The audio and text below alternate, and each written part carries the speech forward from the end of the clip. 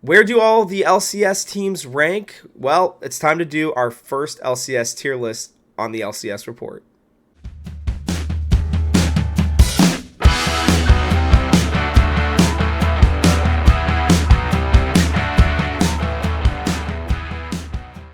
Can you believe it? We are less than a week away from LCS games finally, and this will be the last kind of power ranking tier list episode for a bit.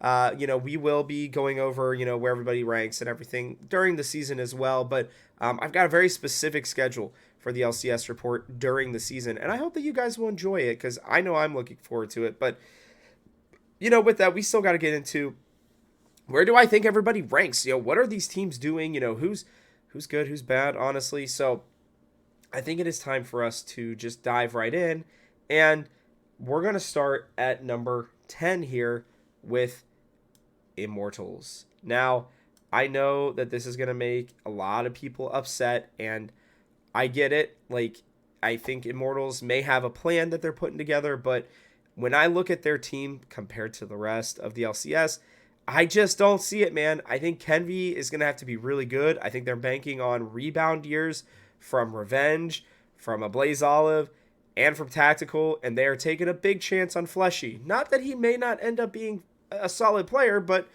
he's coming from a minor region. He was not even the best player at his position necessarily at support. He was probably second best, but this team just gives me a lot of pause, if I'm being honest, and I think they're going to struggle yet again, but I'm hoping that they can find some pieces to continue to build around Kenvi, and instead of Revenge, make Kenvi the face of their franchise, because I think he is the best player on that team. I don't really think it's very close. That's, one of the two teams that are making up D tier. The other one is Golden Guardians. Now, listen, I get it, okay? I really do. Like, this team should be better than they are. I was all on the Golden Guardians hype train. Like, you can go check it on my Twitter. I was talking about them right before plays. I was like, wow, this river move is great. They're going to be so much better. Bum, bum, bum, boom. No, they did not get better. And the thing is I've been a Licorice defender. I still think that he's better than most people are giving him credit for, but I just don't know what their plan is necessarily. I think keeping Stixay, I think, is a major mistake. I worry about who he having to really try to hard carry that lane, which is very tough to do from support. And we don't know enough about Gory. Can Gory be that high potential player that people were hoping he would be a few years ago? It hasn't looked like it yet, but maybe he'll find it here in the LCS. And the last part of that piece is River. River likes to do his thing, and if the team follows up with him on it, then they could be dangerous. But if they don't, then he's just going to be dying in the enemy jungle all the time and kind of leaving his team out to dry. So I have my questions about them. I think they can be better than this, but right now, this is where they're at. Making up the very bottom of C tier, and, pretty close to D, honestly, is TSM. Now, I'm sorry that you guys can't see this very well. This was the only tier list maker that I could find, and I, probably should have checked it before starting this video, but I noticed during the beginning of this video that, well, you can't see EG or TSM very well, but whatever. Okay, it's fine. Hopefully you guys will understand me talking about it. I think TSM are going to be better than people think. With the combination of Solo, Maple, and Chime, they were able to do, I think, much better than I thought they were going to do during the playoffs. The biggest question surrounds Boogie. Can Boogie just be a good enough? He doesn't have to be great. He doesn't have to be good. But if he can be good enough and Neo can refine that top 3, at least 2 years ago potential that he had, then this team actually starts to look okay. They're not going to be great. They're not going to be winning any championships. I think their absolute ceiling is like 5th again, which is not great, but whatever. They've got some pretty consistent players, and I'm really excited to see Chime play for a full year. So, yeah, TSM fans, sorry guys, you're just not there yet. Continuing on in this C range is Dignitas. Now, I want to be clear. I think if we were just looking at Arma, Santorin, and Jensen, I think that this Dignitas team could definitely be in B tier. Okay, maybe even pushing for low A tier. Problem is their bot lane is arguably the worst in the LCS. I mean, I think it's between them, Immortals, and Golden Guardians.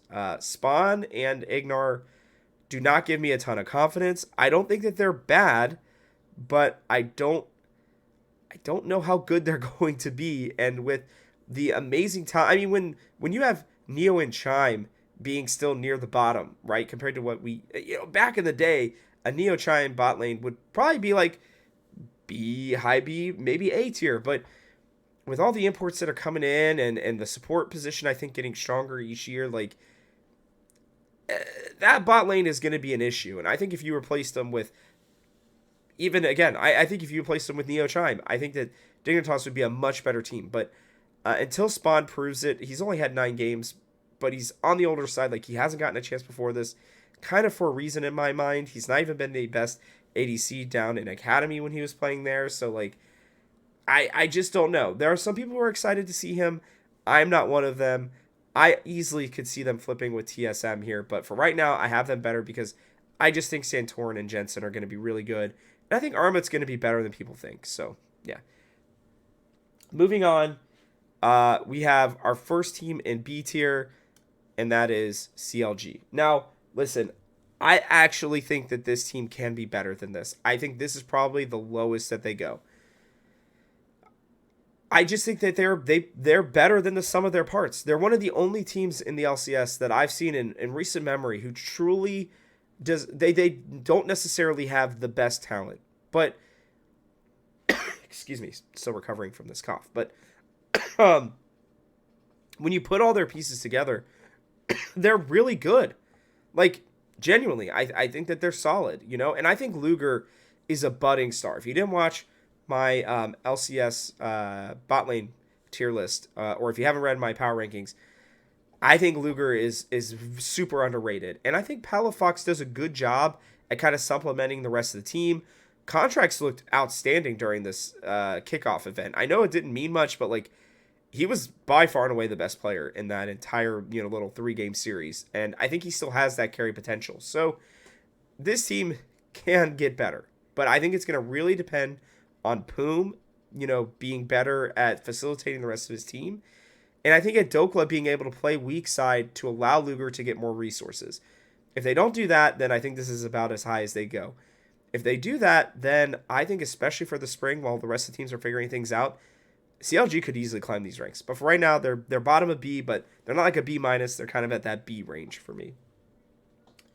The next team that is barely above them for me right now is 100 Thieves. Again, Doublelift, Bjergsen fanboys, Tenacity fanboys, Closer fanboys, Busio fanboys. This is a preseason power ranking. This is our tier list, I guess. This is not how it's going to be. Excuse me, gosh. This is not how it's going to be for the whole year, okay? Once this team finds its, footing, I think this team is going to be very strong. But especially at the beginning, there are a lot of questions, guys. Tenacity has never played on the big stage, right? Busio has definitely never played on the big stage. He's not even practiced with the main team for all that long, other than maybe during Worlds. I think they brought him with them. And that's about it, right? You have Doublelift coming off a 2-year hiatus. He's almost 30 years old. And Closer's playing on an LCS team for the first time without FBI or Huhi. Okay, so that comfortability is gone. There are a lot of question marks around this team. Surrounding this team. They remind me a lot, weirdly enough, of Bjergsen's Team Liquid team, but with 2, I think, younger, very high potential level players. This team is not going to be bad at all. But something like 11-7 wouldn't really surprise me for them in their first split together. I think if Doublelift can kind of keep his ego in check and play for the rest of the team and allow, and understand that Busio is going to make mistakes, I think they can get even higher. But for right now, I think this is about as comfortable of a place as I'm going to be able to put them. The next team I have on this list, oh man, I've really struggled with this one. I'm going to put them at B+ tier. And it's Team Liquid, and the main reason why is because Mid and AD carry are they're your carry positions for a reason, right? And having two young, or inexperienced players in Jan and Harry, while surrounded with great talent and people who can easily boost them up, I still have questions about this team. I think Core JJ is slightly on the downturn. He's not bad, obviously. He's still very good, but he's not what he was. Was Pioshik maybe a flash in the pan kind of guy? I doubt it. I think he's going to be really good here, but still have some questions. And then Summit kind of got exposed during the playoffs the last time that he was here. I know he's been working on his champion pool. I still think he's one of the best crocodiles here in the entire, U.S. And all the LCS. But it's going to take them a little bit of time as well. And when you have, again, two very inexperienced carries, I just don't know if Pioshik, Summit, and Core JJ are going to be enough to have them winning like every game. Similarly, I see them right around that A, B tier. I think you could convince me to put them in A tier, but I think the three teams above them are just a little bit better. And that comes to my first tier team, FlyQuest. Yes, they have a bunch of new positions and players that are coming together for the first time. But boy, oh boy, is this team talented. Holy crap. Like, there is probably not a more talented, like, just in terms of, like, overall potential team in the LCS than FlyQuest.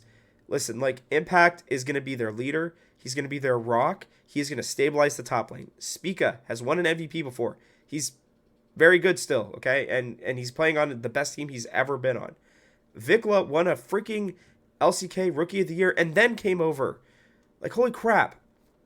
You add in Prince with that, who was the best AD carry in the best region last year, at least statistically, during the summer, and you pair him with Ayla, who looked like a lesser version, but still a good one, a poor man's version of Core JJ, and this team, just based on talent alone, should win more games than not.